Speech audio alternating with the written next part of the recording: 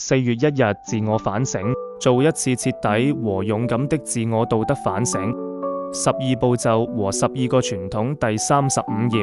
第4個步驟要我們付出努力，勇敢地反省我們身上過去和現在的一切弱點，去發現自己自然的本性是何時、何地、如何偏離了軌道。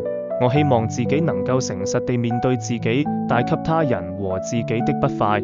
只要我發現自己情感扭曲，我就努力把它糾正過來。沒有這種願望和堅持不懈的努力，我就不會獲得足夠的清醒和滿足。要有強烈的自我反省意識，才能克服矛盾的心理。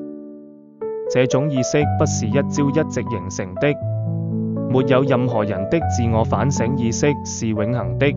透過坦誠地面對現實，每個人都會自我反省，都會成長。當我不躲避問題，而直面他們並試圖解決他們時，他們就會變得越來越少。